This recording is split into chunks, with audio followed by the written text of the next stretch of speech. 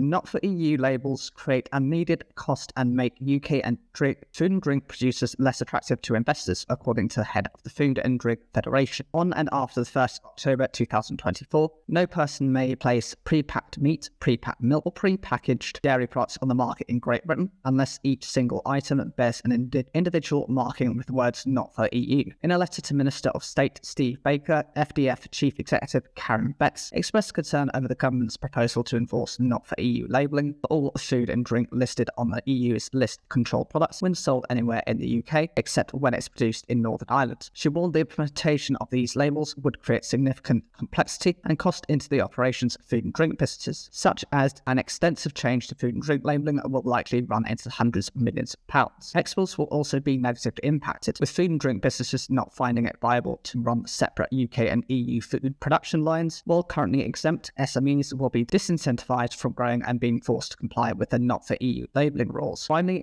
this new labelling regime will make investment in UK food and drink producers much less attractive. We hear of investors already putting plans on pause and considering investing in companies in the EU instead, from where they can decide about whether it's worth supplying the UK market at all. Betts also questioned the necessity of the new labels and why the UK still needed to follow EU rules on controlled products, especially when they are prone to change, often creating even more costs. In short, food and drink producers have grave misgivings about this policy. It will lead to higher prices amid a cost of living crisis and to lower investment at a time when investment in our sector is already down. Investment in food and drink manufacturing fell by a third last year compared to 2019. We want to work with you to find an alternative to the government's proposals, which addresses your concerns alongside ours. The Department for Environment, Food and Rural Affairs has launched a consultation seeking stakeholders' views on how best to implement the not for EU labelling requirements in Great Britain. The consultation closes on the 15th of March 2024.